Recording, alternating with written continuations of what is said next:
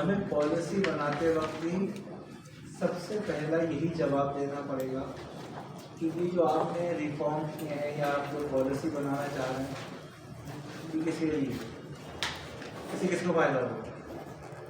इससे हर इंडिविजुअल को होगा। इसका मतलब वो पॉलिसी की नौयत पर्सनल हो जो कि एक जर्नल रूल्स एंड रेगुलेशंस के अंदर आते हैं।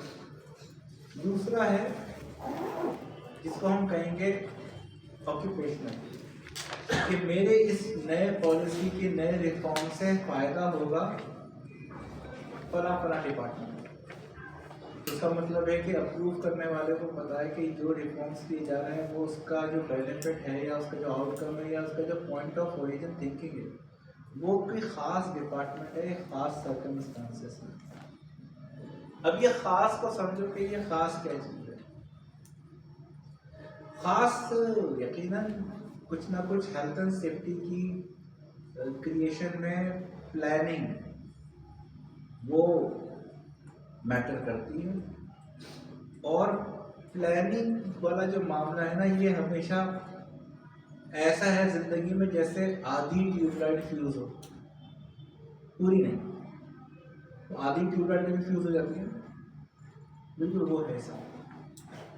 क्योंकि असल जो कॉन्सेप्ट है वो इसी लफ्ज़ के अंदर है और ये लफ्ज़ ही हमें क्लियर नहीं है। हम ये समझ रहे होते हैं कि एज अ सुपर तो उसी मेरिट के ऊपर समझें जो कि इसमें रिक्वायर्ड है। तो ठीक है, मैनेजमेंट जो है वो planning, procedure, implementation and controls के ऊपर है, लेकिन प्लानिंग सबसे अहम फेज है क्योंकि इसी के अंदर सारे एसओपीज बनते हैं। और जिस लिस्ट को हमने कल स्टार्ट किया था वो एसओपीज के लिए तो किया था कि हम जब तक इसके ऊपर एसओपी नहीं बनाएंगे हम इम्प्लीमेंट कैसे कर पाएंगे। इन्वायरमेंट के अंदर बगैर इजाज़त के आप सही काम भी नहीं कर सकते। गलत काम तो इथिकली नहीं करते, लेकिन सही काम भी पूछ के करें ताकि एक पता चल सके कि किसी चीज़ को हैंड ओवर करते वक्त बाकायदा रिसर्च हुई और लोगों ने इस पर टाइम लगाया और उसके मेरिट और डीमेरिट्स देखें, तभी तो जाकर ही समझ में आएंगे। वो पॉलिसी के तो समझाने वाली बात है और पॉलिसी के लिए तुम्हें प्लानिंग का मजबूत होना जरूरी है। अब ये किस चिड़िया का नाम है? प्लानिंग क्या होती है? दिमाग में जो आ रहा है वो प्लानिंग क्या?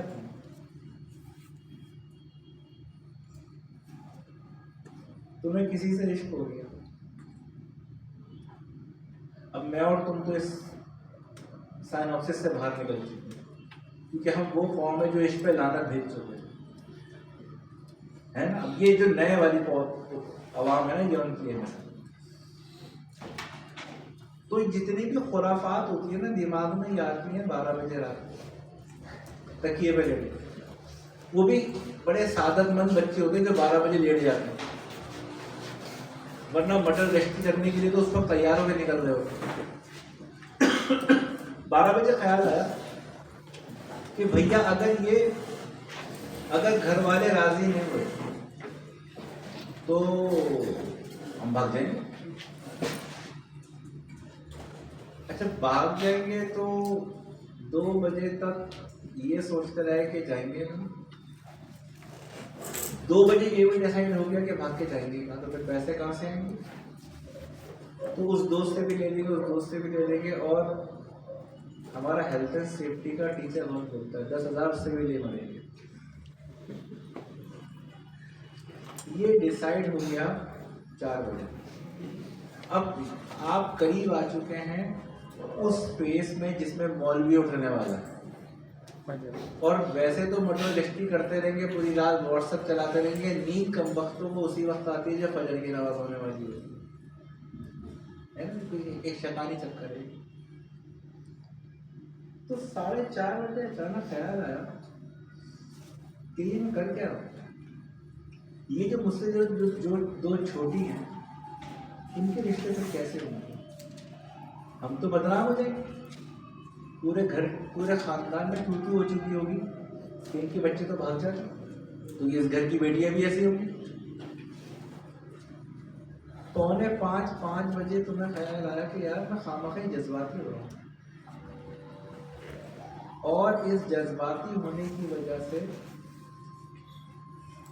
मैं कुछ ज़्यादा एक्सट्रीम सोच रहा हूँ। मेरे ही वालिदैन हैं, जब उनको पता है कि मुझे शादी इसी से ही करनी है तो इसी से कर देंगे, थोड़ा टाइम लेके। मेरे ख्याल से मैं बहुत जल्दी मचा रहा हूँ, मुझे अपने वालिदैन को थोड़ा सा टाइम देना चाहिए। ये ख्याल आया तो मैं 5:30 बजे ठीक अजान के बाद, ताकि अब तुम सो सको सुकून से, नमाज नहीं पढ़ो। अब ये जो 5:30 बजे तुमने फैसला किया, 12 बजे से 4 बजे तक क्या प्लानिंग नहीं थी?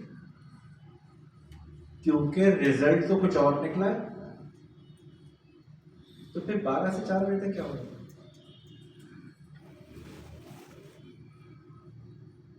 इतना थिन रेड लाइन है प्लानिंग और थिंकिंग के अंदर और इंट्यूशंस के अंदर। जो इल्का होता है, आमद, जो वो इंट्यूशंस, ये जो 12 से 4 बजे तक था ना, क्योंकि प्लानिंग यकीनन सोचना जरूर होता है, लेकिन प्लानिंग में और वैसे सोचने में फर्क यह है कि वो सर्कमस्टांसेस के बाहर होता है, एनवायरमेंटल जो कंस्ट्रेंट्स उनसे बाहर होता है। जैसे ही तुम्हें खानदानी इज्जत का उसूल दिमाग में आया, तुम्हारी प्लानिंग यकसर चेंज होगी। और यही है, प्लानिंग पहले उसूल बनाए जाते हैं, फिर प्लानिंग। और वैसे जो थिंकिंग होती है उसको कोई उसूल नहीं होता, जो दिमाग में जहाँ चीज जहाँ जा रही होती है वो आ रही है। मेरा बच्चा क्लियर है? तो हमेशा हेल्थ एंड सेफ्टी को प्लान करते हैं, पहले उसके डिपार्टमेंटल एसओपीज बनाते हैं। उन एसओपीज के लिए ही मैंने वो पॉइंट्स स्टार्ट किए थे जो तुमने पिछले लेक्चर के अंदर देखे थे, शायद 5 किए, 7 हो गए थे। अब उससे आगे जो करें, तो कहने का मकसद, लेकिन रिपीट्स को वन से ही रैपिडली तेजी से ले जाएंगे ताकि वो एक ही रिकॉर्डिंग के अंदर तुम्हारे पास सब आ जाए, है ना? कल तो ये कोई हार्ड एंड फास्ट रूल नहीं है कि ये एक ही दिन के अंदर ही कंप्लीट होगा। कोशिश मेरी यही होती है कि एक दिन में कंप्लीट कर दें, ताकि लेटर ऑन और बेहतर तरीके से इसको और सवाल ले सकें और कर सकें। अब ये जो ख्यालात आ रहे हैं ना, जो कि प्लानिंग बन रहे हैं, साइंस ये कहती है कि तकरीबन 27,000 ख्याल आते हैं एक दिन में एक इंसान, और अगर पाकिस्तानी है तो 26,500 गंदे ही आते होंगे। जो काम के हैं वो 500 है।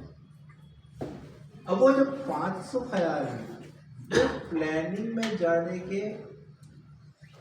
हैसियत में है या नहीं, ये इसका ताल्लुक होना जरूरी है। इसके अंदर कुछ ना कुछ एनवायरनमेंट का अपना भी नेग्लिजेंस है, क्योंकि देखो मैंने कल भी कहा था तुम लोगों से कि तुम लोगों की हैसियत तो एक ही होती है, शख्सियत एक ही होती है, लेकिन मुख्तलिफ लोग तुम्हें मुख्तलिफ हैसियत से जानते हैं। बच्चे बाप की हैसियत से जानेंगे, तो बेगम जो है शौहर के, वालिदैन बेटे के, दोस्त के, बहने भाई के। लेकिन तुम तो एक हो, तुम्हें देखने का नज़रिया डिफरेंट है। यही हाल तुम्हारे एनवायरनमेंट में है, क्योंकि तुम हेल्थ एंड सेफ्टी ऑफिसर हो, तुम्हें देखने का नज़रिया मुख्तलिफ लोगों का मुख्तलिफ है। तुम उसको पर्सनल ले जाते हो कि मैं तो 7 स्टार जनरल हूँ, आप मुझसे कह रहे हैं कि पानी का इंतजाम तक आपने क्या किया। तो भाई ये हेल्थ एंड सेफ्टी में नहीं आता है, ये मेरा काम नहीं है। आप सुपरवाइजर हैं, आप उससे करवा दीजिए जिसके जुमरे में आता है। ये बिल्कुल वही बात है जो मुर्तज़ा वहाब जिससे गुजर रहे हैं। वो पाइप लेके आग थोड़ी बुझा रहा होता है, लेकिन क्योंकि सीनियर है तो सब उसको अपना निजात दहिंदा समझ रहे हैं। क्यों? इसलिए कि अपने वर्किंग एरिया को उसी ने खुद ही डिसाइड नहीं किया। जब आग बुझाने का काम वो माइक के ऊपर ये कहेगा कि आग बुझाने का मेरा नहीं है, और ये भी नहीं बताया किसका है, तो फिर सब उसी को ही गालियां देंगे ना, और किसको देंगे? या तो आप डिफाइन करते हैं। हमारे जब भी इंडस्ट्रियल लेवल के ऊपर या कंपनी के अंदर या हमारे हॉस्पिटल्स के अंदर जब भी ट्रेनिंग सेशन होता है तो वो फायर फाइटिंग से रिलेटेड है, फर्स्ट एड से रिलेटेड है, कुछ भी।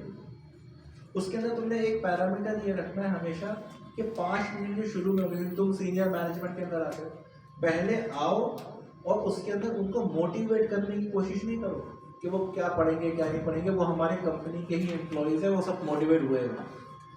अपने बारे में बताओ कि तुम कौन हो और तुम किन किन मर्ज के इलाज हो, क्योंकि रिक्रूटिंग के बाद वो सब मौजूद थोड़ी थे कि मेरी जेडी क्या है। सब तुम्हें समझते हैं कि ये काम भी, इसका सोल्यूशन इसके पास है, इसके पास है। हालांकि बहुत सारी चीजें तुमने अपने इख्तियारात के हवाले से डिवाइड की हुई है इंतजामी तौर पर। तो पहला सेशन हमेशा ट्रेनिंग का इंटरनल ट्रेनिंग सेशन की बात होगी, हमेशा इंट्रोडक्शन होगा, और वो कोर्स का भी नहीं होगा, वो होगा तुम्हारा कि मैं इधर किस हैसियत से हूँ और मुझसे आप क्या क्या तवक्को कर सकते हैं। अलावा इसके कि अगर आपको कोई और रिक्वायरमेंट भी है तो इसके लिए मैंने जुनेद को भी रखा हुआ है। जुनेद हमारे इस डेस्क के इंचार्ज है, ये हमारे इस डेस्क के इंचार्ज, ये हमारे इस डेस्क के इंचार्ज है। ये बेइंतहा जरूरी है हिरार्की का आम एम्प्लॉय के सामने क्लियर होना। ये बुनियादी रिक्वायरमेंट है जो तुम मिस कर रहे हो। तुम्हारे पास 4 स्टेशन मैनेजर होते हैं, लेकिन एक एक को उठाकर वर्किंग एरिया में लोगों एम्प्लॉय से पूछ लो, हेल्थ एंड सेफ्टी डिपार्टमेंट वालों से पूछ लो कि ये काम के लिए किस डिपार्टमेंट की बात कर रहे हैं, पता नहीं कि सारे मैनेजर्स हैं मेरे पास ही वो उस मेरे ख्याल से, इसलिए कि तुम लोगों को इसकी अहमियत का कुछ अंदाजा हो ही नहीं रहा। मैं तो कह रहा हूँ उसको एक शीट लगा दो, किन किन काम करने के लिए क्या चीज़। जैसे देखो Sindh board of technical education के बाहर लगा हुआ है, खिड़की के बाहर लगा हुआ है, अगर सर्टिफिकेट की डुप्लीकेशन चाहिए, अगर ये करना है, अगर गुम हो गया, अगर इसके लिए इस खिड़की पे आ जाए, वरना बराबर में चले। अब उस सीट के ऊपर कोई भी बैठा हुआ होगा, उसको वो सॉल्व करना होगा। तो एनवायरनमेंट के अंदर जो मिस कोऑर्डिनेशन होती है, जो कि नहीं होनी चाहिए खासतौर पर हेल्थ एंड सेफ्टी डिपार्टमेंट के अंदर, उसकी एक बहुत बड़ी वजह यह है कि तुम्हारी हैसियतों का तयन सबके सामने उस तरह से क्लियर नहीं है जिस तरह से होना चाहिए। यही वजह है कि वो इररिलेवेंट किस्म की रिक्वायरमेंट तुमसे कर रहे हो और तुम्हारा पारा चढ़ रहा होता है। और कल मैंने इसलिए कहा था कि क्वालिटी कंट्रोल और हेल्थ एंड सेफ्टी ये दो एक ऐसे ऑप्शन है, अगर तुम्हारा पारा जल्दी चढ़ जाता है तो कट लो यहाँ से, तुम इस फील्ड में रहने के लायक नहीं। क्योंकि मैं कम सलाहियत वाले आदमी से तो गुजारा करवा सकता हूँ, इल्म कम या ज्यादा हो सकता है, लेकिन उसका पेशेंस होना, बाकिरदार होना बुनियादी शर्त है। हमारी समझ लो हेल्थ एंड सेफ्टी के अंदर बहुत कम क्वालिफिकेशन के बच्चे जो है बगैर सर्टिफिकेशन, इंटरनेशनल सर्टिफिकेशन के बहुत अच्छी पोस्टों पर है, और सिर्फ एटीट्यूड की वजह से।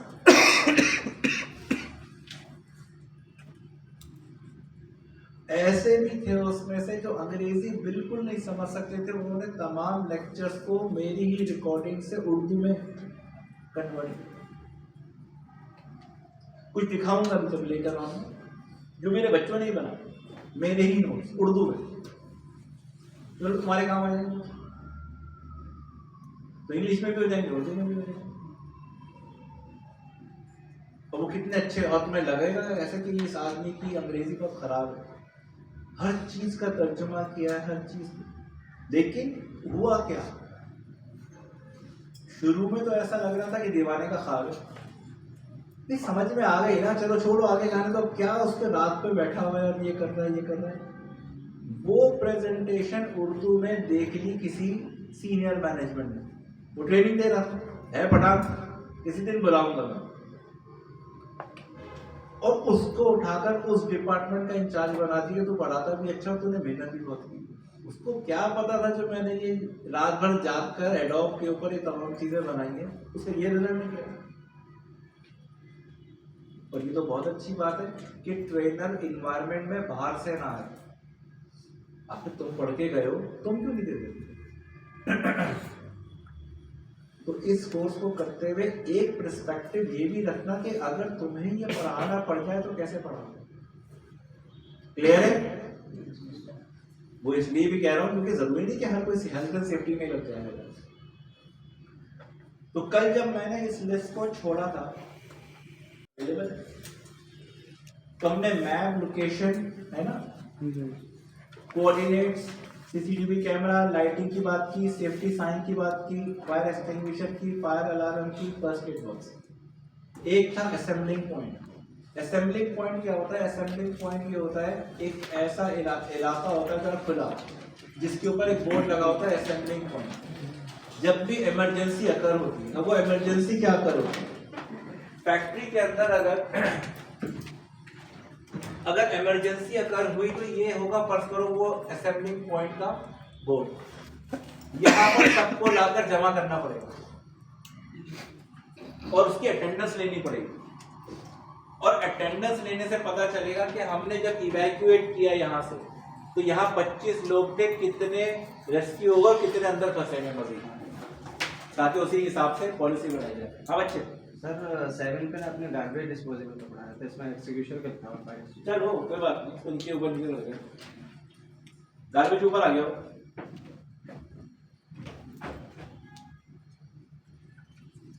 और नीचे ये रहा। जरा ऊपर से दिखाइए, लिखना है, देख लो।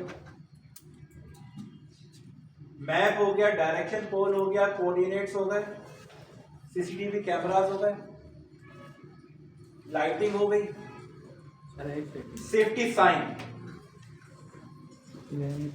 सेफ्टी साइन एक मिस हुआ हो गया था ना? हो गया।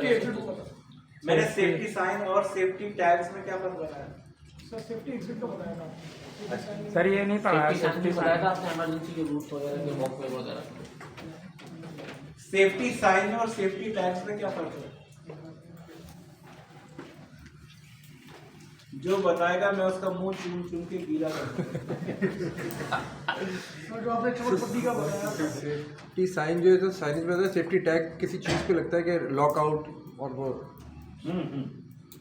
हाँ क्या कह रहे थे? जो आपने चमक पट्टी का बताया था कि जब गाड़ी आती है तो रोशनी आती है, लेकिन वो सेफ्टी साइन नहीं होता, साइन जरूर है, सेफ्टी पॉइंटर में आ गया। हाँ समझ लो वो इवैक्यूएशन प्लान का हिस्सा है, क्योंकि सेफ्टी साइन के अंदर कोई ना कोई मैसेज होगा,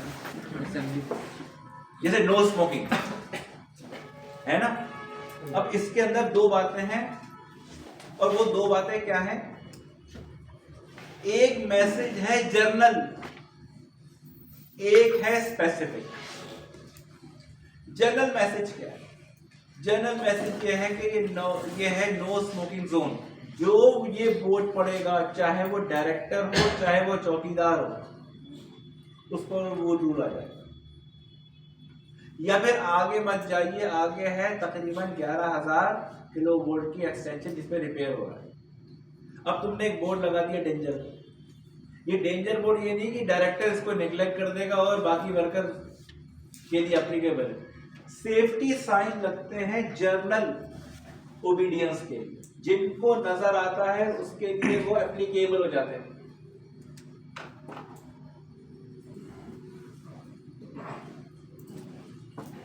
ये बात क्लियर है? सेफ्टी टैग होता है प्रोडक्ट के ऊपर, वो हर एक के लिए नहीं होता।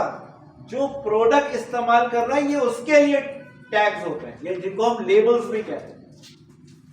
तो सेफ्टी साइन होता है जनरल पब्लिक अवेयरनेस के लिए। इसमें अमूमन इसी तरह आते हैं, ड्राइव स्लो, है ना, यहां पर कचरा फेंके, दूसरों को ऐसे ना घूरें, ऐसे ना खुजाएं, ये साइन डालोगे, खुजाना माना ये लिखा, इसमें ये लिखा होगा। अब ये वक्त आने वाला है हेल्थ एंड सेफ्टी पे, वैसे लिखवाने को तो लिखवा सकते हो, मतलब क्या है, पान थूकना मना है ना। और अगर वो किसी पठान ने टैग बनाया होगा तो वो सौराब बोल रहा है देखो कुत्ता पेशाब कर रहा है, देखो गला वाला, ये भी एक सेफ्टी था। और जनरल पब्लिक है, पढ़ सभी रहे लेकिन सही मायनों में इम्प्लीकेट हो रहा है जो वाकई में ही मुंह उतरा है। तो इसकी जरूरत, जनरल पब्लिक एड्रेस मैसेजिंग की जरूरत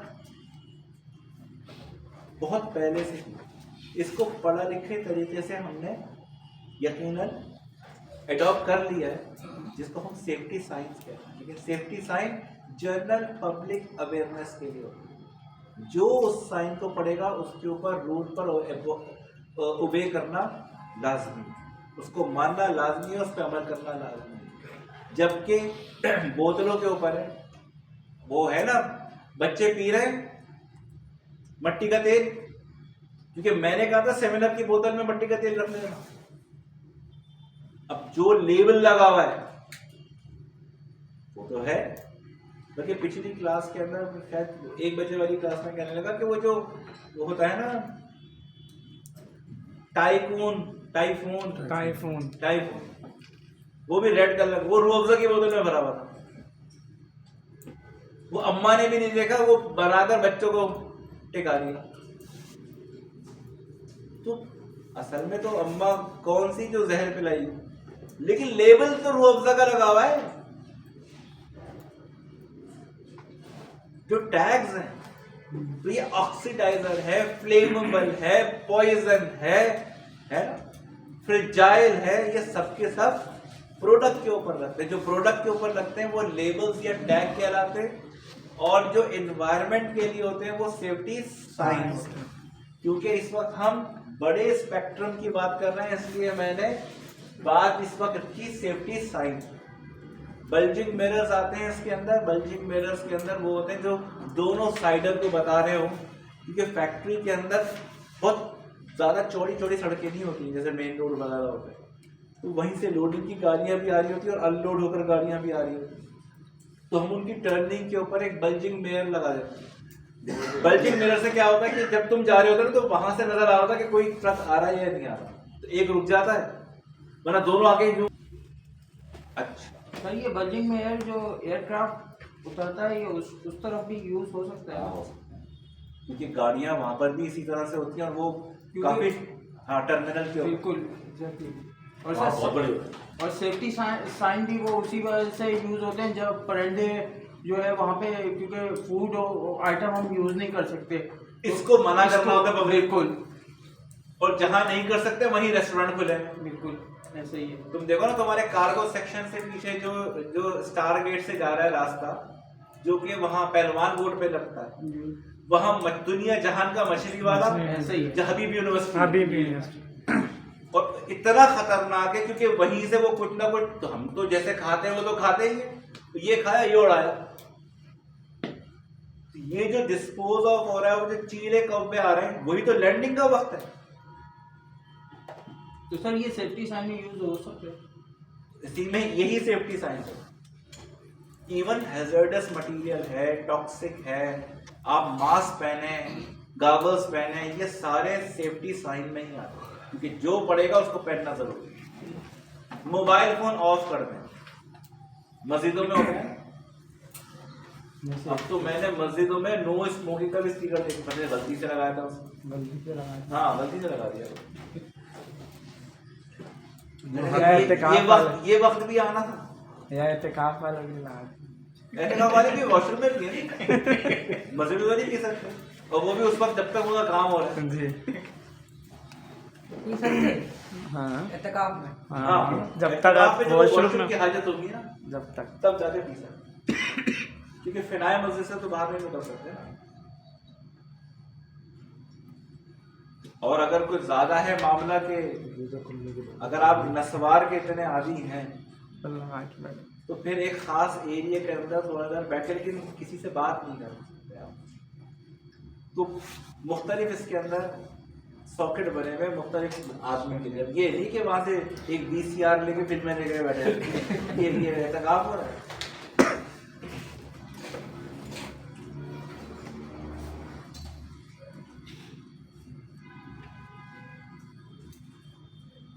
fire extinguisher, fire alarm, first aid box, क्योंकि फर्स्ट एड बॉक्स और फायर एक्सटिंग्विशर डिपार्टमेंट के अंदर भी होंगे, है ना। तो तुम तो मैप में लेके बैठे हुए हो उस वक्त, तो तुम स्पॉटिंग कर रहे हो कि कहाँ कहाँ इन्वायरमेंट के एक्सटर्नल इन्वायरमेंट के अंदर कहाँ पर मुझे फायर एक्सटिंग्विशर चाहिए। तो मैप जो आपको दिया गया था कंपनी का, उसके अंदर अपनी समझ से, अभी तुम्हें मटेरियल का नहीं पता कि तुम्हें किस टाइप का फायर एक्सटिंग्विशर रिक्वायर्ड है, लेकिन फायर एक्सटिंग्विशर यहाँ होना चाहिए, टाइप डिसाइड कर लेंगे। लेकिन कहाँ कहाँ किस किस डिपार्टमेंट के अंदर के बाहर। डिपार्टमेंट में आग लगी हुई है, एक्सटिंग्विशर अंदर है, तो क्या पहले आग में कूद के एक्सटिंग्विशर लेकर आओगे, फिर भाई आग से कहोगे अब मैं आपको बुझा लूं, या बाहर से ही लेकर आओगे? तो कुछ एक्सटिंग्विशर बाहर से भी लेकर आएंगे आप भागते। कभी कभी बाल्टियां भी रखी होती मट्टी से बुझाओगे, तो उसको से ये चुराव बुझाया जाएगा। सर जरूरत के वक्त वो मट्टी नहीं पत्थर बन जाता।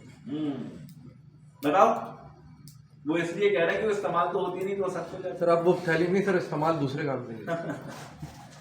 हाँ भाई, वो होती किस लिए है?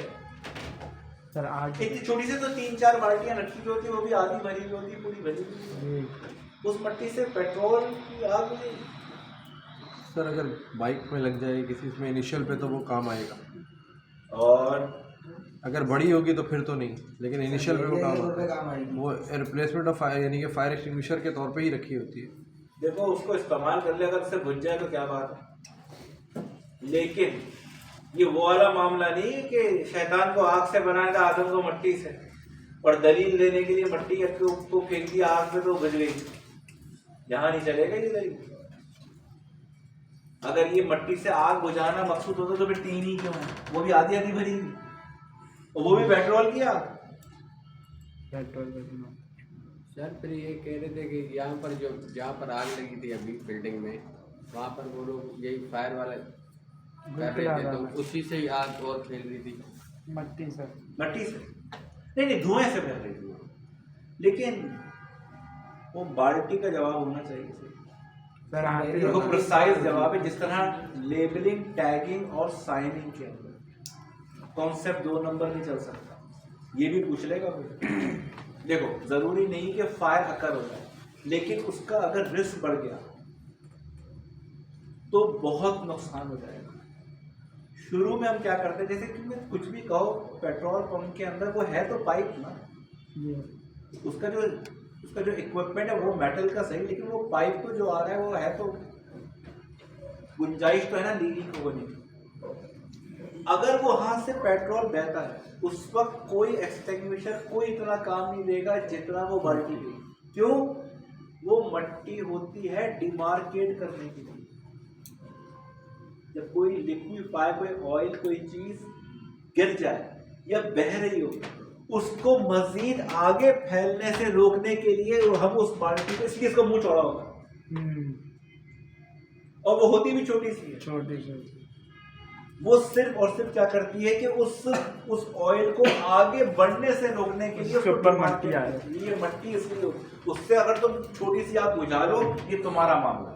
ये बिल्कुल ऐसा होगा जैसे स्क्रू ड्राइवर इजाद करने वाले ने कभी भी नहीं सोचा था कि पाकिस्तान उससे एक बंद लॉक भी खोल लेंगे।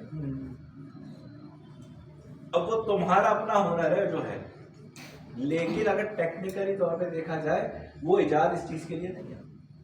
तो आप एक ही चीज के ऊपर क्या क्या 4 से 5 बच्चे चाहिए, 4 से 5 बच्चे चाहिए किस चीज के? तो फर्स्ट एड बॉक्स का मामला ऐसा है बाबा कि इसके अंदर अगर तुमने, जैसे सर्जिकल मार्केट है ना हमारी सेंट मैट्स कॉलेज के पीछे, वहां जाकर कहो कि मुझे क्लास A या क्लास 4 का फर्स्ट एड बॉक्स बना दो, वो नहीं बना दो। उसे पता है कि क्लास 4 कंस्ट्रक्शन साइट के लिए, ऑफिस साइट के लिए क्लास 1 जो कि पोर्टेबल होती है, आप उसको ब्रीफ केस की तरह उठाकर कहीं भी ले जा सकते हैं। तो इसका मतलब है ये अमूमन रिमोट साइट के ऊपर जहाँ पर जैसे ये BRT का मंसूबा चल रहा है, अगर फर्स्ट एड बॉक्स क्लास 2 का लगा दूं तो सेकंड क्लास का जो है ना फिक्स होता है किसी दीवार पे, वहां दीवार कहाँ है, इधर भी रोड है इधर भी रोड है, वो दोनों चल रहे हैं, बीच में काम हो रहा है। तो यहाँ तो मुझे एक ऐसा फर्स्ट एड बॉक्स चाहिए जो पोर्टेबल हो, लेकिन क्लास 4 में। सर क्लास 1 क्या होता है? हाँ, क्लास 1 पोर्टेबिलिटी के ऊपर भी है, लेकिन डिपेंड करता है कि ये किस नेचर के लिए इस्तेमाल हो रहा है। फर्स्ट एड बॉक्स के अंदर जो एक टेक्निकल बात है जो तुम्हें जहन में रखनी चाहिए, काम की नौइयत में उसका सामान भरा जाएगा, लेकिन सामान क्या होगा, तुमसे अगर इंटरव्यू में पूछते हो कि भैया ये बता दीजिए आपके फर्स्ट एड बॉक्स के अंदर क्या होगा, तो ये बताओ कि पैनाडोल और पायोडीन और 4 इंच की बैंडेज, ये बताओगे? इसके अंदर 5 कैटेगरीज होती हैं। इसको सिर्फ मैं इसलिए ही एक थोड़ा सा मुख्तसर समझाऊं क्योंकि इसके ऊपर एक बहुत पूरी एक क्लास है तुम्हारी, जिसको बहुत तफसील से समझाना पड़ेगा। तो ऐसे समझो, first aid box number of units को देखते हुए कि कितने लोगों के लिए बनाया जा रहा है, इस एक बॉक्स के अंदर कितने लोगों को हम फर्स्ट एड दे सकते हैं, इस पे भी डिपेंड करता है, काम की नौइयत पे भी डिपेंड करता है। जब प्लांट है और वहां पर कटिंग भी हो रही है और थोड़ा सा वहां पर बर्निंग भी है, तो यकीनन फर्स्ट एड के अंदर, और वहां लोग भी समझो 50-60 है, तो 50-60 के ऊपर एक छोटा सा बॉक्स क्या करेगा? अगर 3-4 एक साथ जख्मी होकर आ गए और बैंडेज मेरे पास 2-3 ही हुई, फिर क्या होगा? तो जैसे ही आप सर्जिकल मार्केट में जाएंगे और आपसे कहेंगे कि मैं कंस्ट्रक्शन, आपको क्लास भी नहीं पता, आप उनसे ये कहेंगे कि मैं कंस्ट्रक्शन साइट पे काम करता हूँ, मुझे उस हिसाब से एक फर्स्ट एड बॉक्स बनाओ, वो दूसरा सवाल तुमसे करेगा कितने लोगों के, कितने लोग तुम्हारी साइट पर होते हैं। साइट पे तो समझ लो कि 150 होते हैं, लेकिन एक वक्त में तकरीबन 25 से 30 लोग होते हैं, फिर हम शिफ्ट होकर वहाँ चले जाते हैं, फिर वहाँ चले जाते हैं, फिर वहाँ चले जाते हैं। तो मुझे एक ऐसा फर्स्ट एड चाहिए जो मैं ब्रीफ केस की तरह कैरी कर जाऊँ। मैं हर एक के 25-25 के लिए 4 तो खरीदूंगा। तो समझ लो ये वक्फे से इस्तेमाल होगा, लेकिन अमंग 50 से 75 लोग, तो फिर वो 50 से 75 लोगों को जहन में रखते हुए सामान रखेगा। 75 लोगों के हिसाब से 75 बैंडेज नहीं रखेगा, उसका एक खास थ्रेशोल्ड होता है, कैलकुलेशन होती है जो जिससे आप एक थ्रेशोल्ड निकाल लेते हैं कि अगर जख्मी होने की प्रोबेबिलिटी बनी तो वो प्रोबेबिलिटी 100 में से कितने परसेंट है, और जितने परसेंट है उसका सामान होना चाहिए। 100 लोग हैं, इसके अंदर जख्मी होने की probability at what side, single side, वो 10% है परसेंट। तो इसका मतलब है अगर 100 में से 10 लोग एक साथ जख्मी होकर आए तो बॉक्स में इतनी गुंजाइश हो, इतनी उसमें पहुंच हो कि ये 10 लोगों को फर्स्ट एड दे सके। अगर वो 10 से 15 हो गए, अब मामला ये है जो भी, अब जो तुम्हारे हाथ में सब रिमेनिंग चीज है, कपड़ा है, कुछ भी है, जैसे भी है, वो इस्तेमाल करो। इसी तरह जितना इन्वायरमेंट के अंदर लोग मौजूद है उसी हिसाब से स्ट्रेचर भी है। अब हर बड़ी से बड़ी इन्वायरमेंट 3-4 होंगे, लेकिन अगर खुदा ना खास्ता बड़ी इमरजेंसी होगी तो फिर क्या करेंगे? जैसे खान साहब को उठा के ले गए थे जब वो 30 फीट से गिरे थे, वो तो तुम्हें पता है बॉडी बिल्डर आदमी है और जिम जाने वाला आदमी, तो बर्दाश्त भी कर गया। जिस तरह उसको डुंडा डोली करके ले जा रहे थे ना वो, तो वो स्पाइनली चला गया था उसका। इतना खतरनाक मामला बन सकता था, क्योंकि 30 फीट की हाइट से गिरा। 30 फीट की हाइट कोई छोटी हाइट थोड़ी। इंतजामी ने कोई ट्रेन ही नहीं था। वैसे अगर स्ट्रेचर ना हो तो क्या करेंगे? चादर, शर्ट्स कर सकते हैं, और ब्लैंकेट है, चादर है, और 2 आदमी भी तो उठा के ले जा सकते हैं उसको तरीके से, है साइड से अपने हाथ पकड़ के फिर बैठे। दोनों को क्लब एक दूसरे के साथ क्लबिंग करके, एक बैक साइड पे और एक लोअर साइड, ऐसे भले इमरान खान को ले जाते, ये जो ऐसे दो 200 सीट, हाँ 200 सीट, वो जो दो बंदे यहाँ से पकड़कर, दो टांगे पकड़कर, ये जैसे नहीं दरिया में फेंक रहे होते हैं, बच गया, वो बच गया। वो इसलिए कि वो जिंदगी उसकी स्पोर्ट्स एज ए स्पोर्ट थी। 74-75 साल का तो है। एक तो दुनिया में जितने भी बाबले हैं वो सब इसी एज ग्रुप के होते हैं। वो डोनाल्ड ट्रम्प हो, वो प्यूटन हो, वो इमरान खान हो, वो उर्दुगान हो, सब ऐसे ही है बात। सर नवाज शरीफ का बोले यार। यार वो तो सा आदमी है, खुदा की कसम। तो मैं ये नहीं पता बाप किसका है, वो उसी का ही आसरा करता हूं। देखो खूबसूरत लोगों की इज्जत किया।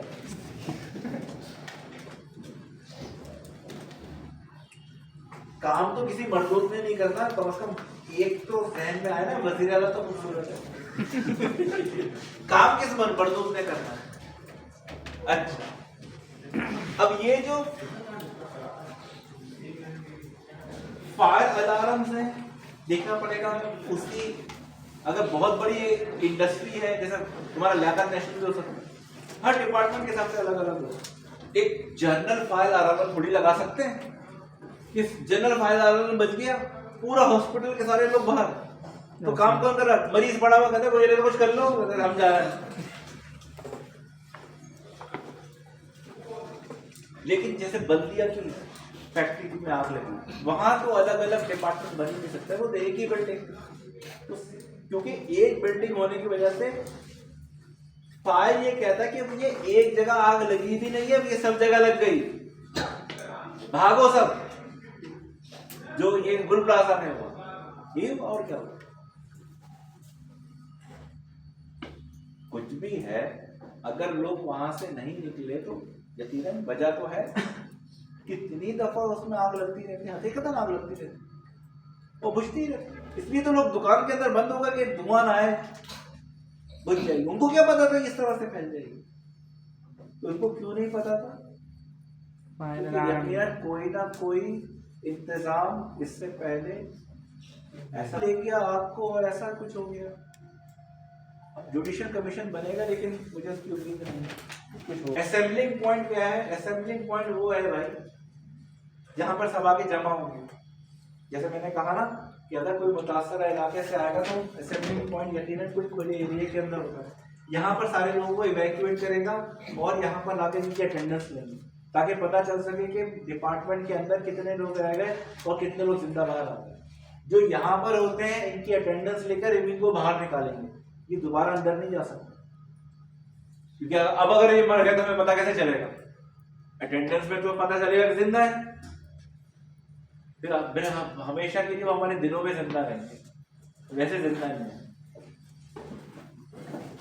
तो असेंबलिंग पॉइंट तक अमूमन जो फायर ड्रिल्स होती है, तो एक डिपार्टमेंट के अंदर सबको अलर्ट किया जाता है कि अभी फायर अलार्म बजेगा, आप इस रास्ते से ऐसे भागेंगे, मतलब भागेंगे नहीं, तेज तेज चलते हुए, और यहाँ से निकलते हुए आपने यहाँ रिपोर्ट करना है। तो कभी आग लग जाए उससे पहले हम एक ड्रिल कर लेते हैं, ताकि पता चले कि उस दिन अगर कभी हकीकतन आग लग जाए तो आपने किस थीम से यहाँ से निकलना है। आप ये डिसाइड करवा सकते हैं, एडुकेट करा सकते हैं, टीच कर सकते हैं, आप इसको वेल डायरेक्टेड मैसेज कन्वे कर सकते हैं उन तमाम एनवायरनमेंट में जो कि कंपनी की है, क्योंकि वो एम्प्लॉय रोजाना आते हैं फिर चले जाते हैं। आपने उन्हीं को ट्रेन किया। ये जो शॉपिंग प्लाजा, ये स्कूल, ये मस्जिदें, ये यहाँ तो लोग ट्रेन थोड़ी आते हैं, यहाँ पर आप 7, 8, 10 लोग हेल्थ सेफ्टी के आप लोग ट्रेंड होते हैं, इसके अलावा और कोई ट्रेंड नहीं होता।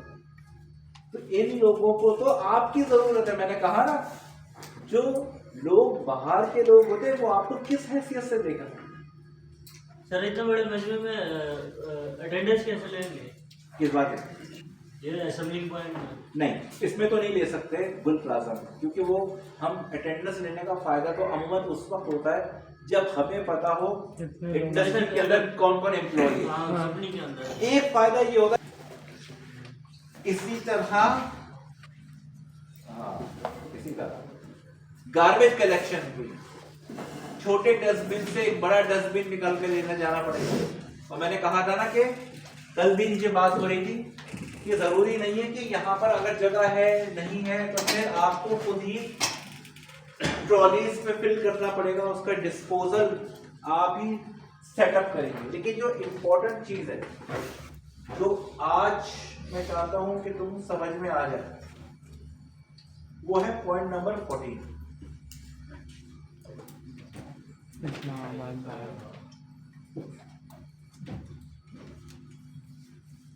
ये क्या सर आर्सन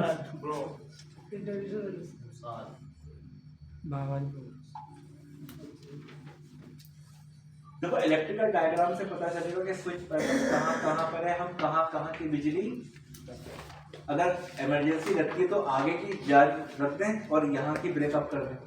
बिजली तो रोकनी है ना आगे जाने के लिए, जरूरी। ये 14 क्या है? सर जो ग्रुपिंग है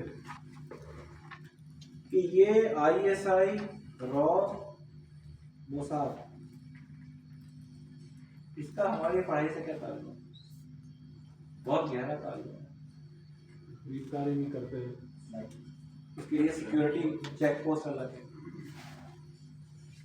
अगर ये होता तो मैं लिखता पाक फौज, US मरीन, ये लिखता। मुझे ये एजेंसीज लिखने की जरूरत है, इंटेलिजेंस की जरूरत। देखो, क्योंकि सिनॉप्सिस ये है कि तुमने अब पूरा डिपार्टमेंट खुद बनाना है, लेकिन मैं तुम्हें गारंटीड कहता हूं कि अगर तुम्हारे डिपार्टमेंट के अंदर छोटी बड़ी खबरें तुम तक नहीं पहुंचती तो तुम बहुत जल्दी इस डिपार्टमेंट से बाहर होने वाले, क्योंकि अपर मैनेजमेंट को इससे कोई गरज नहीं कि इसने इसको बनाने में कितनी मेहनत की। उनको ये गरज है कि अगर मेहनत की तो पैसे भी तो मुझसे लिए।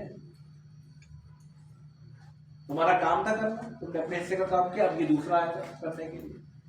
जब कोई चीज फ्लरिश होने लगती है ना तो फिर नए बाप बिल्कुल आ जाते हैं। और जिसने अपना खून पसीना और एक एक वक्त को लगाकर उस डिपार्टमेंट को बनाया था उसको फरामोश कर दो। इसमें गलती तुम्हारी अपनी है, तुमने खुद ये चांस दिया कि तुम्हें फरामोश कर दिया जाए। ये करोगे कैसे? यानी कि मैं ये चाहता हूँ कि हेल्थ एंड सेफ्टी इन्वायरमेंट के अंदर तुम्हारे अपना एक नेक्सस हो, इंटेलिजेंस का नेटवर्क हो जो तुम्हें अच्छी बुरी बातें समझा सके। और ये क्यों जरूरी है? देखो, एक मैंने कल पढ़ा था तुम्हें सेक्सुअल हैरासमेंट के हवाले से CCTV कैमरे, और मैंने तुमसे क्या कहा था, इसका दूसरा जवाब मैं उस वक्त दूंगा जब मैं ये लिस्ट कंप्लीट करूंगा, क्योंकि आगे जाएगा। ये जो हैरासमेंट का केस है ये कोई एक दिन का नहीं है, और ये हैरासमेंट इसलिए नहीं कि जबरदस्ती हो रही है। जबरदस्ती हो या बिल रजा हो, ये वो जगह नहीं है जहां ये हो। आप जाइए फैक्ट्री से बाहर, आप कहीं भी कुछ भी करते थे, यहां ये लैला मजनू की कोई कहानी की गुंजाइश है। तो कौन किससे बेतकल्लुफ है और कौन पुरतकल्लुफ है और कौन कौन किसको क्या कर रहा है, ये खबरें तुम्हें कौन देगा? ये बात की अहमियत तो तुम समझ रहे हो, लेकिन एक चीज दिमाग में चुभ रही होगी कि होगा कैसे। सर, बात तो ठीक कह रहे हैं कि हमें इंटेलिजेंस का एक नेटवर्क बनाना पड़ेगा ताकि पता चले कि हमारे पूरे इन्वायरमेंट में वो गंदी मछली कौन है जिसको एतराज है सेफ्टी बूट पहनने में। 100 लोगों का डिपार्टमेंट है, 99 को कोई एतराज नहीं है, कीड़ा किसी एक को है जिसको हम कहते हैं सुलेमानी कीड़ा। इसकी डेफिनेशन क्या है? क्योंकि ये 3 महीने तक तुम्हें याद रखना है।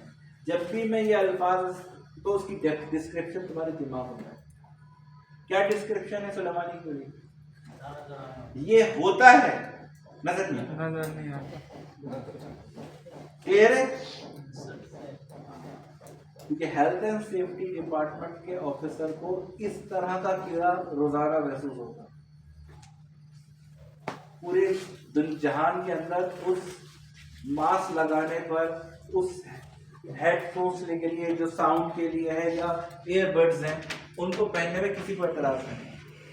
उन 100 में से 2 को सुलेमानी कीड़ा होगा, जिनका काम ही यही है कि इस पे एतराज करना है।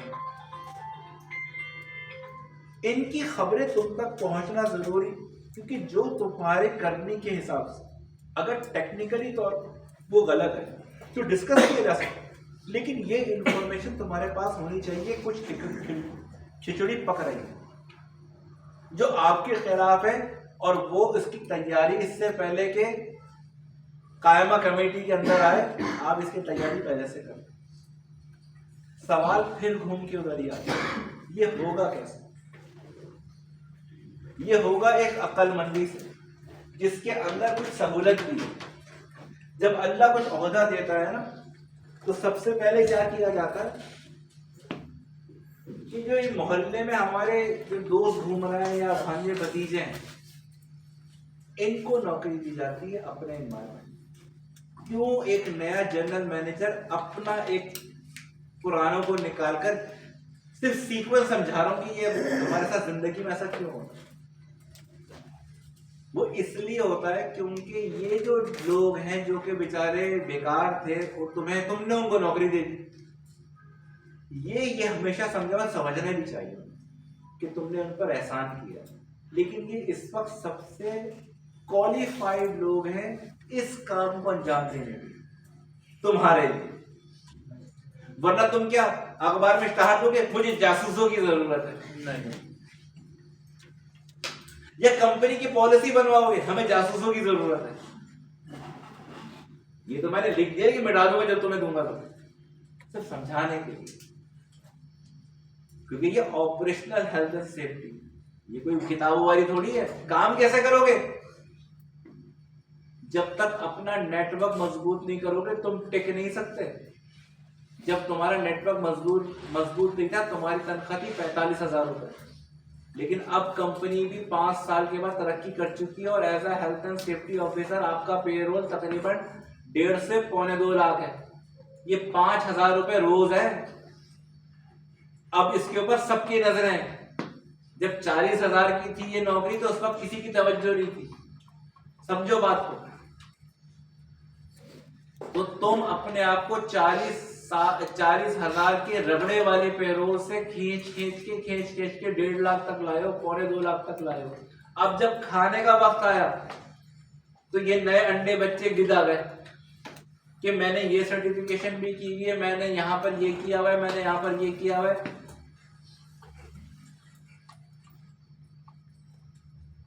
कभी कभी मतलब मेरा दिमाग ऐसे शॉर्ट होता है, मेरा गुस्सा तो खैर नहीं आता, बहुत कम आता, लेकिन ऐसा होता है कि दिमाग शॉर्ट हो जाता है तो मैं जवाब भी कुछ इस तरह का दे देता हूँ। जैसे अभी काउंसलिंग हो रही थी ना हेल्थ एंड सेफ्टी की, तो किसी ने मुझे लगा दिया अनवार में शायद, या एसडीसी की बात है, तो फोन आया भाई क्या है, कहते हैं इसको डिस्क्रिप्शन दे दे के मर गए तो समझ ही नहीं आता। अब हमने भी डिस्क्रिप्शन दे दिया, क्या सर आपने क्या किया? कहता मैंने निकाह किया। अब जैसे मैंने कहा निकाह किया तो फोन बंद हो गया और मेरी जान छूट गई। कभी कभी ये पैतराई करना पड़ता है कि बात सीरियस होती है, कभी कभी उसको एक मजाकी रुख पे लेकर, लेकिन तुम पकड़ जाया करो कि अगर ये बात इस वक्त इसने कही है, ये है इम्पोर्टेंट, ये आप कहीं ना कहीं लगी हुई जो आप आगे आए। अरे कुछ नहीं होगा यार, सब बहुत बेहतरीन लोग, अरे देखेंगे अल्लाह मालिक है, जैसे वली बन जाओ फौरन कि जिंदगी भर तुमने अल्लाह के ही सिवा कुएं में खुदाई की है और वहीं अब तुमने छलांगे लगाई और उसी ने तुम्हें निकाल लिया। यूसुफ अलैहिस्सलाम के ऐसा तवक्कल दिखाओ उसके सामने, लेकिन अंदर ही अंदर ठनक जाओ कि इसकी डिस्क्रिप्शन तो मुझे चाहिए कि ये बात क्यों कही है इसने, जरा मालूम तो करूं। कुछ खबीसों को मैंने नौकरियां दिलवाई थी बहुत दिनों से रिपोर्ट नहीं आई है। ये इन्हीं लोगों की, क्योंकि यही वो बीज होते हैं। ये 3-4 ही होते हैं जो तुम्हारे खिलाफ पूरा महाज बनाएंगे। इनका इस एनवायरनमेंट से टाटा बाय बाय होके हो जाना इंतहाई जरूरी है। अगर टीम की कोऑर्डिनेशन टूट जाए तो कितना भी अच्छा ऑपरेटर्स हो, कितना अच्छा भी एसओपी हो, फिर भी हेल्थ एंड सेफ्टी अपने उस मयार के ऊपर नहीं आती जो टीम कोऑर्डिनेशन की वजह से आती। इसकी दूसरी निशानी, ये कौन है? ये है वजाहत भाई, ये हमारे नए साथी हैं। और देखें वजाहत, ये इमरान है, ये मकसूद है, ये अच्छा ठीक। ये कौन है? देखिए ये हमारे नए साथी हैं। आप देखें, आप इनके साथ रहिए और ये आपको एसेस करेंगे। अबे हम तो इस कमरे के अंदर 5 लोग हैं, 5 अलग अलग काम करते हैं, तो ये किसको एसेस करेगा? ठीक है, आप इनको काम सिखाएं। तो थोड़ी देर के लिए सोचो कि इस आदमी को हायर कर लिया बगैर डिपार्टमेंट के, तो इसका मतलब है कि इसका काम ही एक है कि यह यहाँ की भी जमा लो। ये जो बात बता रहा हूं मैं, ये ओनरशिप यही करती है। ये तुम्हारे ही अंदर एक ऐसा आदमी होगा, उसकी पहचान क्या है डिपार्टमेंट में, इसका कोई काम नहीं। जिस आदमी का डिपार्टमेंट में आज तक तुम्हें नहीं पता चल सका काम क्या है, तो तुम समझ लो फिर वो काम क्या होगा। ये सबसे खतरनाक आदमी है और इसको कभी हल्के मत लेना, क्योंकि ये होता बड़ा धैर्य फना है। पेशेंस लेवल भी इसका बहुत हाई होता है। बहुत बुरी तरीके से तुम उसको जलील करते हो और ये बड़े आराम से सुनता है। तो तुमने भी इसको एक पंचिंग बैग समझ रखा है कि जब भी मैं थोड़ा सा मूड खराब होगा बुलाऊंगा, इधर आओ, हमने गाली सुनने के लिए आदमी रखा हुआ है। लेकिन ये एक एक चीज जो तुम गुस्से में बक रहे हो ना, ये एक एक चीज पहुंच रही है। और पहचान क्या है इस आदमी का डिपार्टमेंट में? कोई डिपार्टमेंट नहीं। ये कभी क्लर्क के साथ बैठा होता है, कभी वहां बैठा होगा, कभी चाय बना रहा होगा, कभी फाइलें उठा रहा होगा, कभी किसी प्रोजेक्ट के अंदर बाहर परचेजिंग में गया हुआ होगा। इसको मुख्तलिफ लोग मुख्तलिफ तरीके से गैजेट के तौर पे इस्तेमाल करते हैं। तो अगर ISO की रेटिंग उठाऊं सेक्शन 73 के अंदर, आपको रिक्रूट करते वक्त, और ये बात पेपरा के अंदर भी, पेपरा के जो रूल्स हैं पब्लिक प्रोक्यूरमेंट रेगुलेटरी अथॉरिटी, जिसके जरिए आप कोई भी चीज परचेज करते हैं कंपनी, अब उस परचेजिंग के अंदर सर्विसेज भी आते हैं। एक तो सामान है, कुर्सी परचेज करनी, तो PPRA ने रूल बताए हुए कि किस तरीके से आप इसको परचेज करेंगे। इसी तरह कुछ सर्विसेज भी होती हैं, तो सर्विसेज तो हम लेते हैं, उसकी कोई फिजिकल अपीयरेंस थोड़ी होती है। सिक्योरिटी सर्विसेज आपने एक्वायर की है, तो आपने कुछ डॉक्यूमेंटेशन मैंडेटरी बनाने होते हैं जिसके ऊपर वो सिक्योरिटी एजेंसी आप एक्वायर करेंगे। ये सारी लिखा पढ़ी होती है पेपरा के अंदर। पेपरा ये कहता है कि जब आप सर्विसेज ले रहे हैं किसी एम्प्लॉय की, वो डिपार्टमेंट से बियॉन्ड नहीं हो सकती। आप किसी को भी हायर कर रहे हैं, सैलरी दे रहे हैं, उसकी हैसियत बताना जरूरी है कि आप ये पैसे किस मद में दे रहे हैं। वो डायरेक्टर है, CEO है, अगर एम्प्लॉय है तो डिपार्टमेंट क्या है। और इस शख्स की जिसकी मैं बात कर रहा हूं, इसका कोई डिपार्टमेंट ही नहीं, कभी यहां होता है कभी वहां होता है। इसका काम ही है ये मुख्तलिफ डिपार्टमेंटों के अंदर कान खुले रखो। और आप महसूस करेंगे जब से ये नया आदमी इंडक्ट हुआ है कंपनी के अंदर, फिजा खराब हो गई, माना जंगी स्टार्ट हो गई। तुमने लगाया भाई मुंह उसको, इसके आते ही खामोश हो जाते हैं। ये है तरीका का, क्योंकि ये तुमने नहीं, जो तुम यहां कर रहे हो वो तुम्हारे साथ तुम्हारे बॉस ने किया। 5, 6, 8 वैकेंसीज निकालो जब डिपार्टमेंट बनाते हैं, और शराफत से कुछ जरूरतमंदों की नौकरियां लगाओ। ये तुम्हारे बहुत काम आएगी। ये जब तुम करोगे तब अंदाजा होगा कि सर ने क्या समझाया था इसलिए। और अगर तुमने इस बात को हल्का लिया, ये इसलिए नहीं कह रहा हूं कि मैंने कही, तुम इसका खुमियाजा खुद भुगत लोगे। मैं तुम्हें गारंटीड कहता हूं कि अगर वो डिपार्टमेंट तुमने बनाया है, तुम उस डिपार्टमेंट में रहोगे। सर सबसे पहले उसके बानी को जेल में डाला जाता है। सर कभी कभी जिसको हायर करते हैं वही आपके गले की हड्डी बन जाता है। अब देख लो, ऐसे समझो कुल्हाड़ी में लकड़ी का दस्ता ना होता तो लकड़ी के कटने का रास्ता ना होता।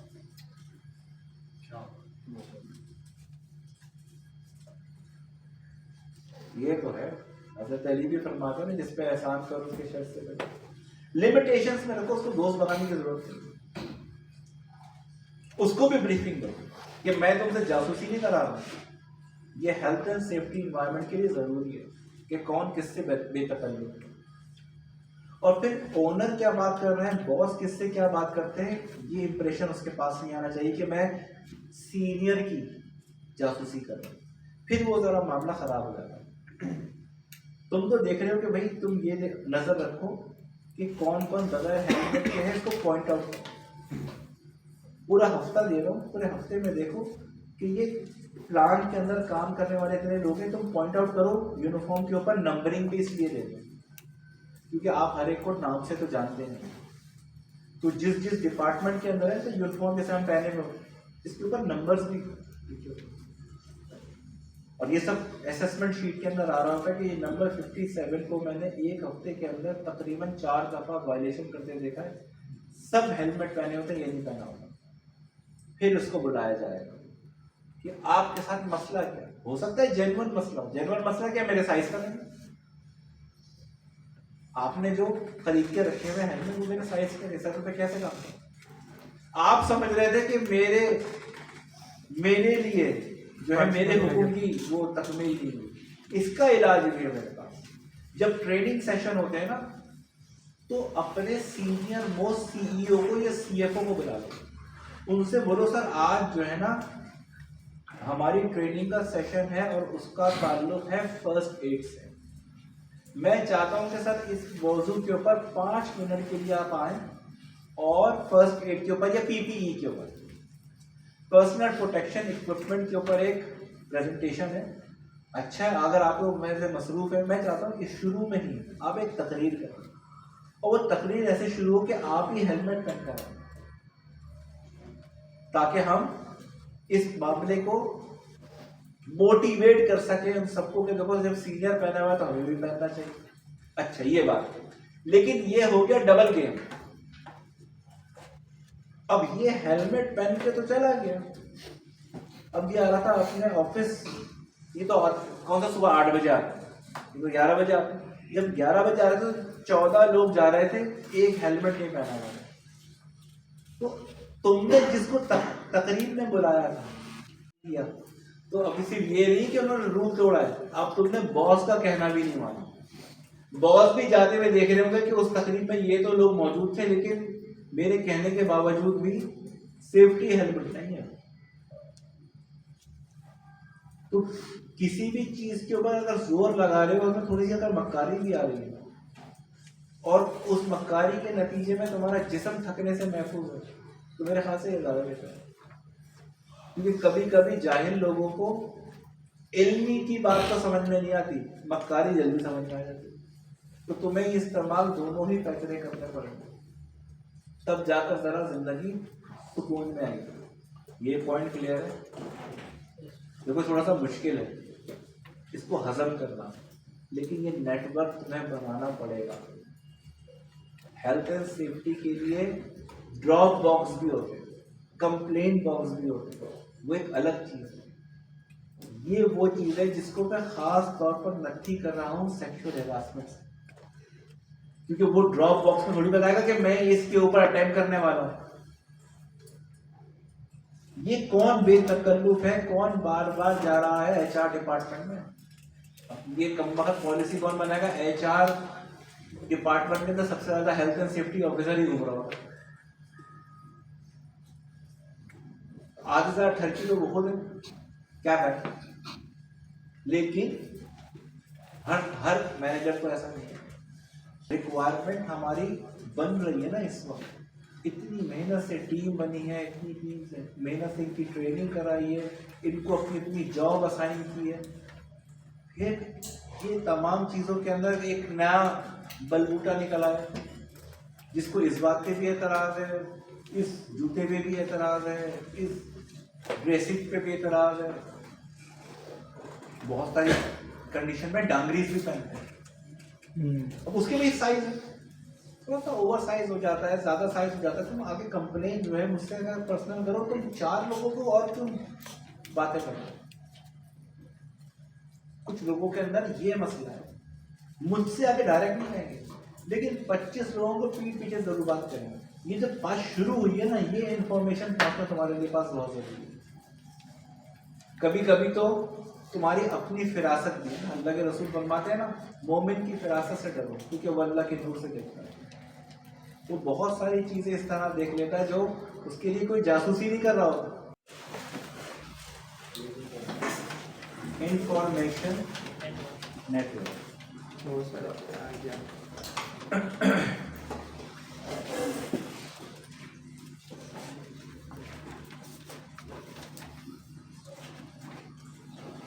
डिस्पेंसरी की लोकेशन, देखो फर्स्ट एड का एक उसूल होता है, वैसे तो हम उसको बहुत तफसील से पढ़ेंगे। First aid, fire fighting, evacuation plan, hazardous material और असेसमेंट शीट, कि किस तरीके से असेस करें, ये बहुत तफसील से पढ़ेंगे। लेकिन डिस्पेंसरी की लोकेशन बहुत इम्पोर्टेंट है क्योंकि तुम्हारे ख्याल में अगर डिस्पेंसरी बनाई जाए, क्योंकि तुम नक्शा लेके खोल के बैठे लो, तो ये बताओ डिस्पेंसरी कहाँ होनी चाहिए पूरे नक्शे के हिसाब से? सेंट्रल लोकेशन और उस जगह पे ज़्यादा जहाँ जिस जगह पे इंजरी के चांसेस ज़्यादा हैं उसके करीब। अगर वो चांसेस बहुत डीप सीटेड हैं फिर क्या होगा? फिर वो सेंट्रलाइज हो। क्योंकि देखो डिस्पेंसरी तक वो लोग आते हैं जिनको फर्स्ट एड मिल चुकी है, फर्स्ट एड ली जाती है ताकि टाइम गुजर जाए, या तो वो ठीक हो जाए या डिस्पेंसरी तक लाने के काबिल हो जाए। पर्सनली जो मेरी रिक्वायरमेंट है उसके अंदर डिस्पेंसरी एंट्रेंस गेट के पास होनी चाहिए। डिस्पैच अच्छा हो, क्योंकि अगर बाहर से तुमने एम्बुलेंस मंगाई और डिस्पेंसरी बहुत डीप सीटेड हुई तो उसको बहुत अंदर तक जाना पड़ेगा। डिस्पैच मसला हो जाएगा। क्लियर है ये बात समझ में आई किसी के? हाँ, तो अगर दरवाजे के साथ होगी ना डिस्पेंसरी तो इमरजेंसी की सूरत में तुम्हारे और तुम्हारे वर्कर्स सबको उठाकर डिस्पेंसरी तक लेकर आ रहे होंगे और वहीं से ही वो दरवाजे के पास होगी। एम्बुलेंस फटाफट भरेगी और फटाफट जाएगी।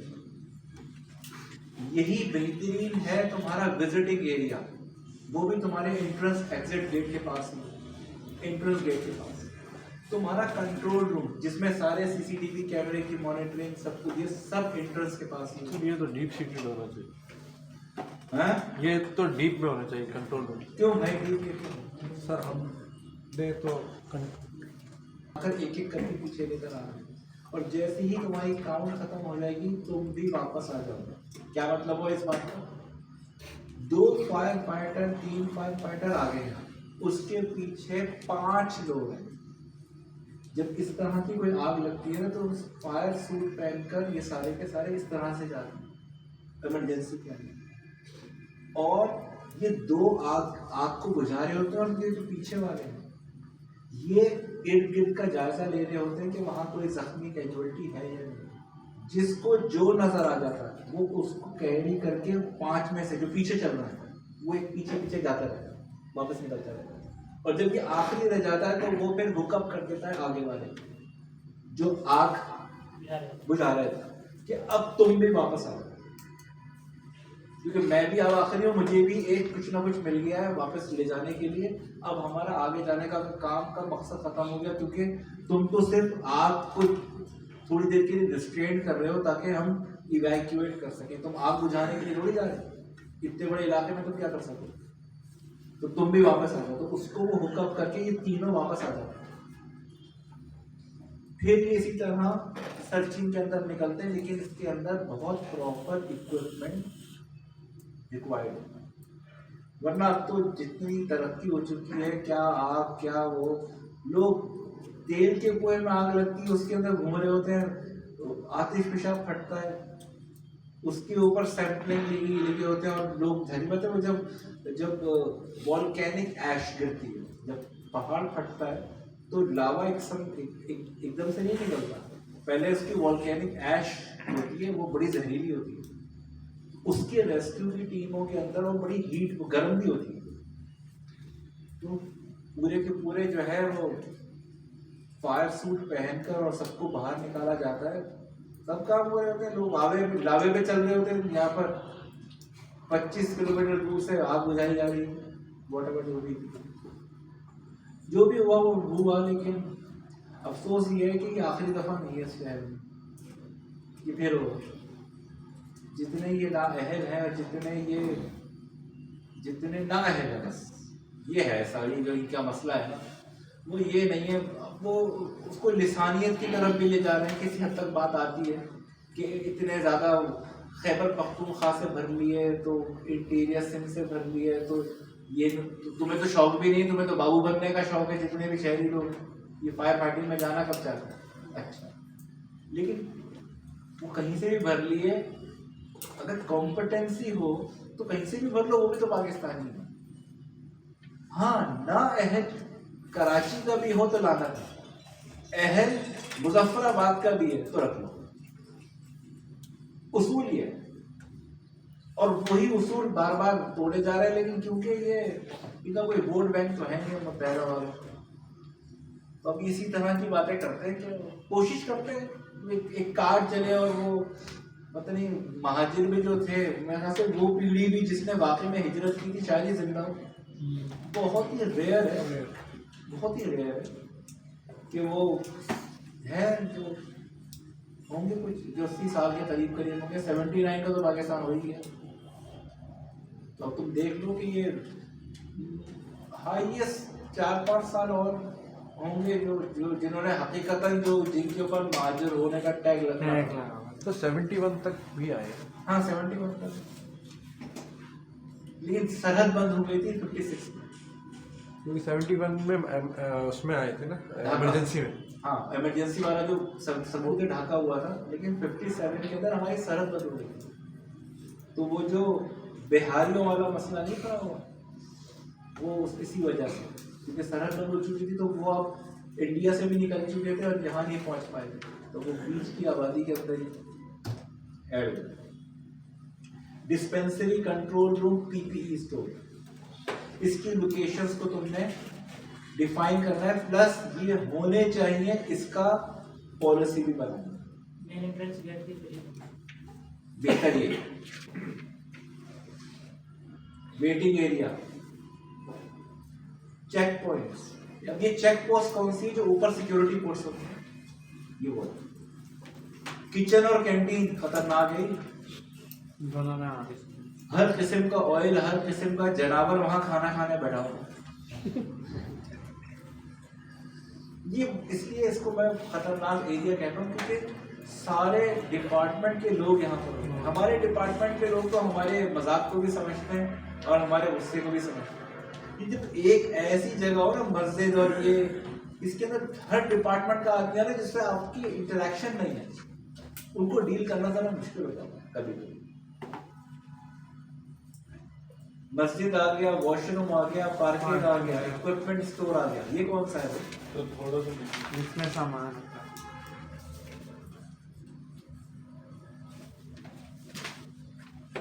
जिसके अंदर तुम्हारा ये फालतू सामान है, टूटी हुई टेबल और टूटी हुई कमर और पता नहीं क्या क्या जिसके अंदर पड़ा होता है। ये जलने के लिए बेहतरीन फ्यूल है अगर देखा जाए तो। इसके ऊपर तो बहुत, प्लस स्टोर्स के अंदर देखना पड़ेगा, कभी कभी जनरेटर का फ्यूल भी पड़ा होता है, पेट्रोल, हाँ डीजल वगैरह जो है ना, ये भी पड़ा होता है।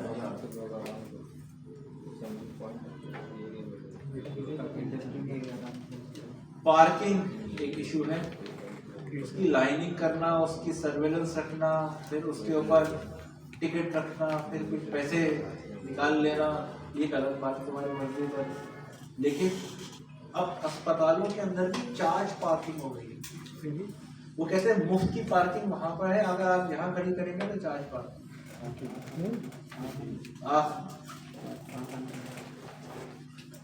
तो मुझसे घर ला, मतलब मैं अस्पताल आऊंगा तफरीह के लिए और मेरा दिमाग खराब है कि इमरजेंसी के करीब ही पार्किंग को मैं रखूंगा और मुझे जाना है ब्लॉक डी के अंदर और मैं पार्किंग खड़ी करूंगा इधर, लेकिन मुझे यकीन है मेरा मरीज वहीं होगा ना करीब।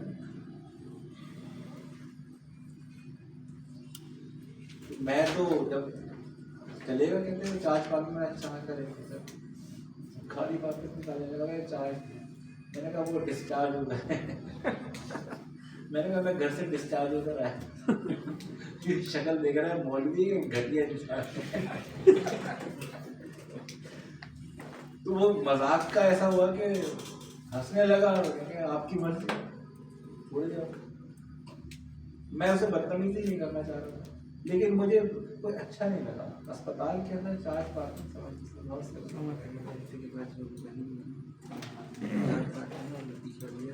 भी देखना पड़ेगा। एंट्री हो गई, एग्जिट पॉइंट है, पूरा नक्शा तुम्हारे पास है, हर डिपार्टमेंट के पास है। अगर एक ही एग्जिट एक ही एंट्रेंस हुआ, अमूमन ऐसा होता है कि अगर एक भी होता है ना तो एंट्रेंस अगर इधर साइड से है तो बिल्कुल एक्सट्रीम बैक साइड के ऊपर एग्जिट होता है। तो अमूमन ये देखा जाता है अगर डिपार्टमेंट काफी दूर दूर है फिर एग्जिट भी 2-3 रखने पड़ेंगे। जैसे कराची यूनिवर्सिटी ले लो,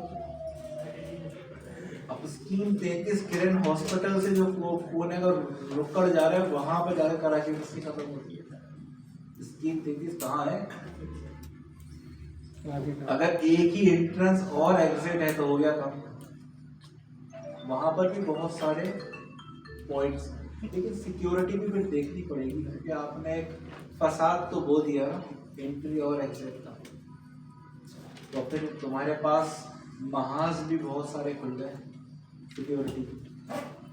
तो बनाने को तो बना दोगे लेकिन फिर इतने लोग डिप्लॉय कर पाओगे ना। और एग्जिट डोर का जो रूल है वो ये कि ओपन होगा, वो ओपन होगा तो ये दहशतगर्दों के लिए भी ओपन। पाकिस्तान के सर्कमस्टांसेस को सामने रखते हुए क्या पॉलिसी बनाते हो, रूल तो मैं पढ़ा दूंगा लेकिन इसको बहुत समझदारी से डील करना। मेरी रिकमेंडेशन ये, एग्जिट पॉइंट्स के अंदर बहुत जल्दी मचाने की जरूरत है। अगर किसी एक तरीके से भी एक ही एग्जिट पॉइंट हो और वेल लोकेटेड हो तब भी वो बहुत बढ़िया काम दे सकता है। 4 की बजाय एक जगह है, दिल्ली मार्ग मेट्रो मिला।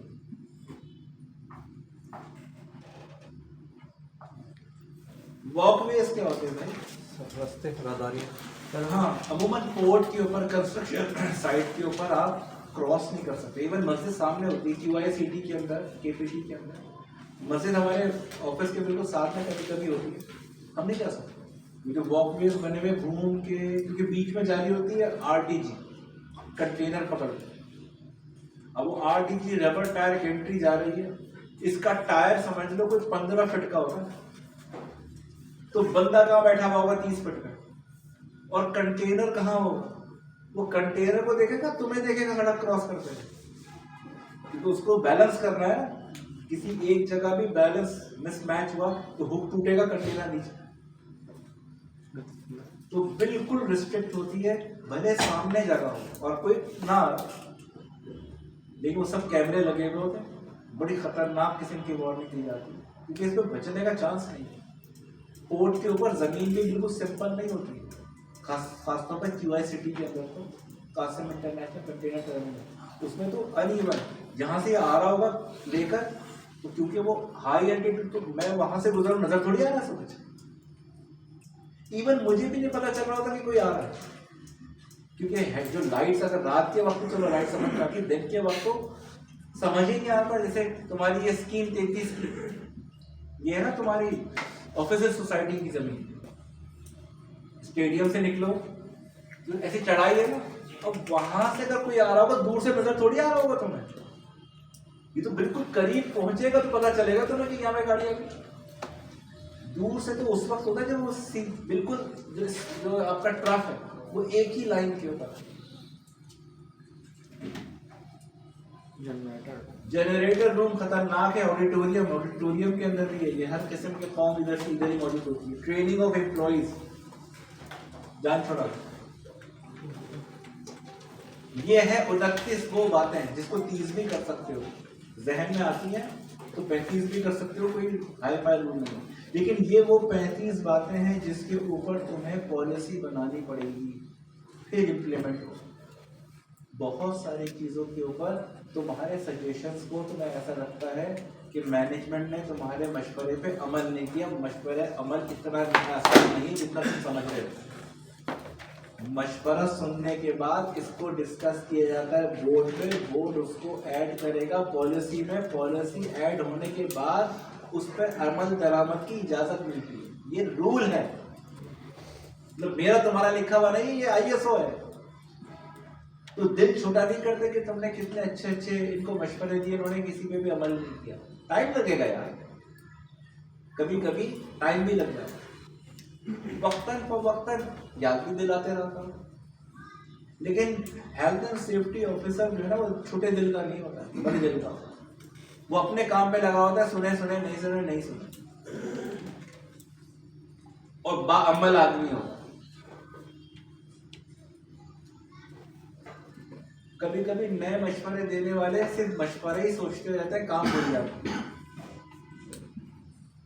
है ना। किसी आदमी को होते ना कोई रिपोर्टिंग इस तरह की हो रही होती है, होते दुनिया में बहुत सारे चाचा वेद हैं, वो उनके पास जब भी पहुंचेंगे तो कोई ना कोई मशवरा जरूर आ जाएगा। उनका अपना काम जो है वो कहीं रुल रहा होगा। तो ऐसा भी ना हो, मशवरा भी सुन लो लेकिन उसकी भी एक हद होती है। मेरे हिसाब से इसके ऊपर एक वीकली जर्नल मीटिंग होनी चाहिए, जिसको हम बाकायदा मिनट्स ऑफ द मीटिंग उसके लिखे जाए। मीटिंग हो, उसका एक एजेंडा हो, आज क्या डिस्कस होगा, आज जो डिस्कस हुआ, जिसने जो जो बातें की उसको लिखा जाए। उसको हम कहते हैं मिनट्स ऑफ द मीटिंग, के हर मीटिंग के दौरान किस किस मिनट क्या क्या बातें डिस्कस हुई और क्या क्या चीज़ें तय पड़ी, फिर उसको फाइल का हिस्सा बना दो। ये बहुत काम की चीज़ होती है, क्योंकि मैं आगे जाकर तुम्हें एक रिस्क मैनेजमेंट मैनुअल और एक कंटेंजेंसी